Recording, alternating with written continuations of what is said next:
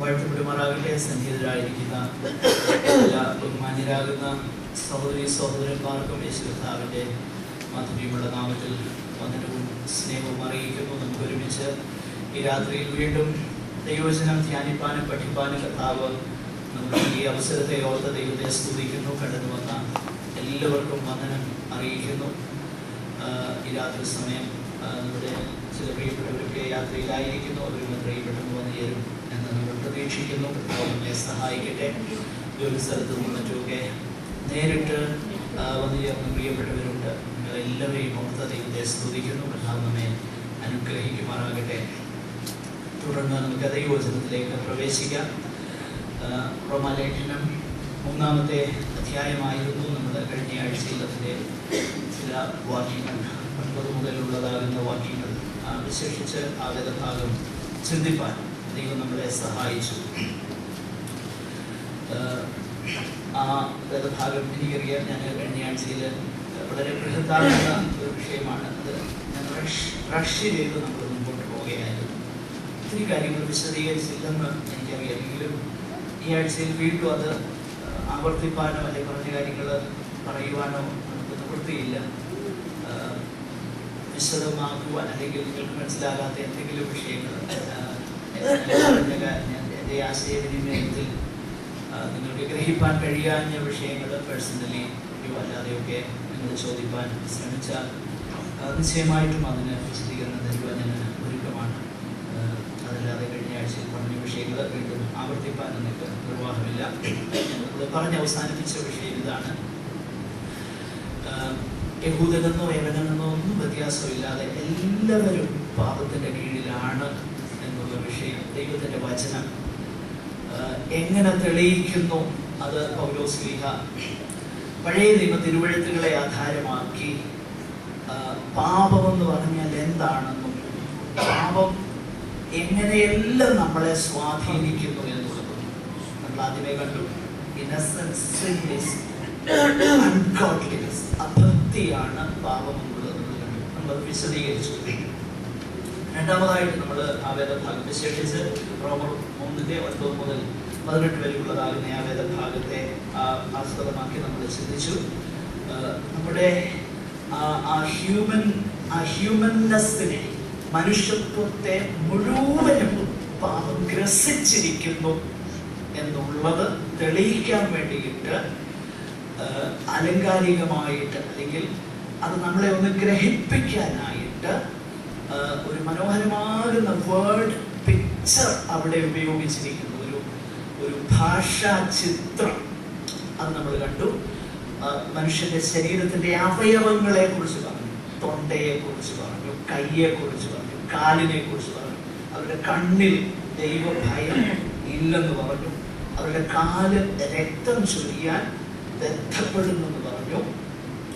ഇങ്ങനെയൊക്കെ പറയുന്നതിൽ കൂടെ how sin affects every faculty of our humanness, നമ്മുടെ മനുഷ്യത്വത്തിന്റെ എല്ലാ തലങ്ങളെയും പാപം ഗ്രസിക്കുന്നു എന്നത് പഴയ നിയമ തിരുവെഴുത്തുകളെ ആധാരമാക്കി പൗലോസ്ലീഹ അവിടെ തെളിയിക്കുന്നു എന്നുള്ളത് നമ്മൾ ശ്രദ്ധിക്കുകയുണ്ടായി.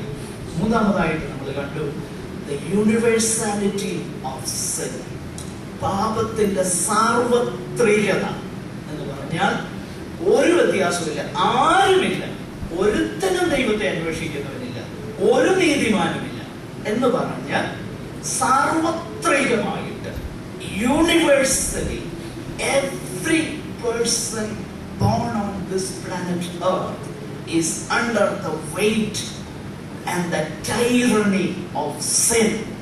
ആ കാര്യത്തെക്കുറിച്ച് നമ്മൾ കഴിഞ്ഞ ആഴ്ചയിൽ കണ്ടു. അതായത് നമ്മുടെ എല്ലാ പ്രവർത്തനങ്ങളും, മനസ്സും, വികാരങ്ങളും, നമ്മുടെ ഇച്ഛാശക്തിയും ഇതിനെല്ലാം പാപം ബാധിച്ചിരിക്കുന്നു. എല്ലാവരെയും പാപം ബാധിച്ചിരിക്കുന്നു. ഇത്രയും കാര്യങ്ങൾ പറഞ്ഞ ശേഷം അടുത്ത വാക്യങ്ങൾ ഞാൻ അത് പെട്ടെന്ന് പറഞ്ഞുപോയി. 19ഉം 20ഉം വാക്യങ്ങളിൽ പിന്നെയും പൗലോസ് യഹൂദന്മാരോട് തിരിഞ്ഞ് ആ കാര്യം ഒന്നുകൂടെ ഉറപ്പിച്ച് പറയുകയാണ്. അതായത് മുകളിൽ പറഞ്ഞേക്കുന്ന വാക്യങ്ങളെല്ലാം ചേർത്ത് പറയുമ്പോൾ യഹൂദന്മാരായിട്ടുള്ളവർ ചിന്തിക്കും, അത് നിശ്ചയമായിട്ട് ഞങ്ങളെ കുറിച്ചല്ല പറയുന്നത്, പിന്നെ ജാതികളെ കുറിച്ചായിരിക്കുമെന്ന് പറയാൻ സാധ്യതയുണ്ട്. അത് ദൈവത്തിന്റെ പരിശുദ്ധാത്മാവ് അവിടെ പൗലോസ്ലീഹായി കൂടെ പറയുന്നത് അങ്ങനെയല്ല. ന്യായപ്രമാണം പറയുന്നതെല്ലാം ആരോടാ പറയുന്നത്?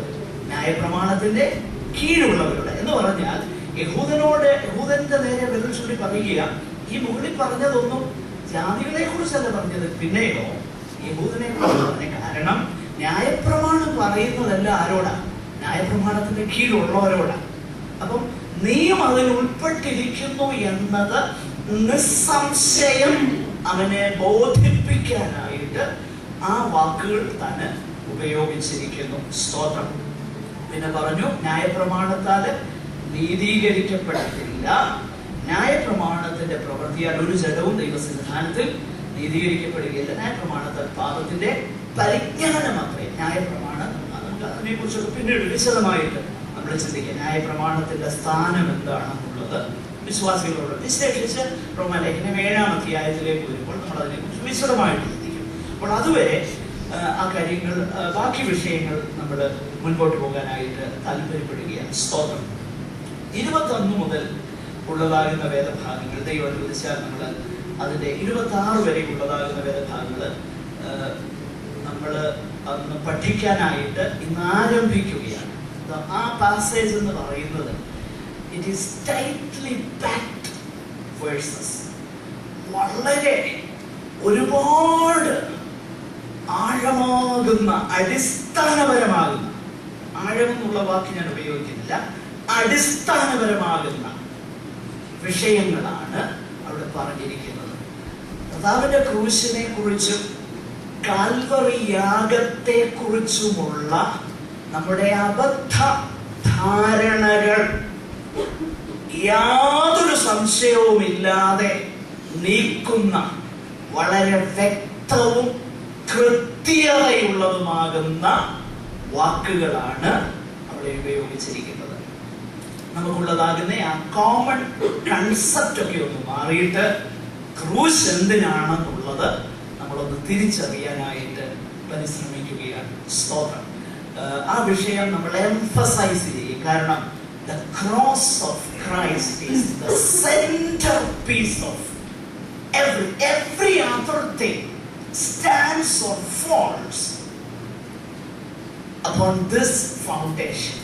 ഈ ഒരു ഫൗണ്ടേഷനിലാണ് ബാക്കിയുള്ള സകല നമ്മുടെ വിശ്വാസം ഒന്നിൽ നിൽക്കുകയോ അല്ലെങ്കിൽ വീണു പോവുകയോ ചെയ്യാൻ പോകുന്നത്. അതുകൊണ്ട് ഇത് വളരെ അടിസ്ഥാനമാണ്. സ്തോത്രം. ഞാൻ പറഞ്ഞു ആഴമായെന്നുള്ള വാക്ക് ഞാൻ ഉപയോഗിച്ചില്ല, അല്ലെങ്കിൽ മറഞ്ഞിരിക്കുന്ന ഒത്തിരി സത്യമൊന്നുമല്ല ഞാൻ പറയാൻ പോകുന്നത്. വളരെ പ്ലെയിൻ ആയിരിക്കുന്ന സത്യം. It is there for anybody who will just open his or her eyes to see and listen. ആ കണ്ണ് തുറന്ന് ഒന്ന് കാണാൻ കഴിവുള്ള, അല്ലെങ്കിൽ അതിനാഗ്രഹിക്കുന്ന എല്ലാവർക്കും വളരെ ലളിതമാകുന്ന സത്യങ്ങൾ, എന്നാൽ അടിസ്ഥാനപരമാകുന്ന സത്യങ്ങൾ. അതാണ് ഇന്ന് രാത്രിയിൽ നമ്മൾ ചിന്തിപ്പാനായിട്ട് ആരംഭിക്കാൻ പോകുന്നത്. ഞാൻ പറഞ്ഞല്ലോ, വളരെ വളരെ പ്രധാനപ്പെട്ട ചില ചിന്തകളൊക്കെ നമ്മൾ ആ ഭാഗത്ത് നിന്ന് ചിന്തിക്കും. നമ്മൾ ഇന്ന് അതൊന്ന് തുടങ്ങാൻ പോവുകയാണ്. സ്തോത്രം. 1-2 ക്ലാസ്സുകൾ അതിനുവേണ്ടി മാത്രം നമ്മൾ വേർതിരിക്കുന്നതായിരിക്കും. ഇത് ഞാൻ മറ്റു കാര്യങ്ങളൊന്നും പറയാൻ സമയമെടുക്കുകയില്ല. കഴിവതും ദൈവവചനത്തിൽ നിന്ന് തന്നെ അത് നിങ്ങൾക്ക് അത് തെളിയിച്ചു തരാനായിട്ട് ഞാൻ പരിശ്രമിക്കും, ദൈവത്തിന്റെ കൃപയിൽ ആശ്രയിച്ചുകൊണ്ട്. അതുകൊണ്ട് നിങ്ങൾ എൻ്റെ ഒപ്പം വളരെ, എനിക്കറിയാം നിങ്ങൾ വളരെ താല്പര്യമുള്ളവർ മാത്രമേ ഇവിടെ വന്നിട്ടുള്ളൂ. എങ്കിലും ആത്മാവൊരുക്കമുള്ളതാണെങ്കിലും ജഡം ബലഹീനമാണെന്ന് എനിക്കറിയാം. അതിൽ വളരെ കഷ്ടപ്പെട്ട് വളരെ പ്രയാസകരമാകുന്ന, ഒരു പക്ഷേ ടെൻഷനുള്ള ജോലിയൊക്കെ ചെയ്തേച്ചു വന്നാൽ അല്പം ക്ഷീണമൊക്കെ തോന്നും. പ്രത്യേകിച്ച് ഇങ്ങനെയുള്ള അടിസ്ഥാനപരമാകുന്ന സത്യങ്ങൾ നമ്മുടെ ഉള്ളിലോട്ട് കയറാതിരിക്കാൻ പിശാച് ആകുന്നത് ചെയ്യും. അതുകൊണ്ട് നിങ്ങളൊന്ന് ഒരു ഉഷാറായിട്ട് ദൈവസന്നിധാനത്തിൽ ഒന്ന് ആയിരിക്കാൻ ഞാൻ ആവശ്യപ്പെടുക. കാരണം എൻ്റെ പ്രിയരെ, ഇത് അടിസ്ഥാനമാണ്. ഈ അടിസ്ഥാനം ശരിയായില്ലെന്നുണ്ട് നിത്യതയിൽ ചെന്നെത്തുമ്പോൾ ആരും ചിന്തിക്കരുത് കേട്ടോ. ഇത് ഞാൻ പറഞ്ഞല്ലോ, ഇത്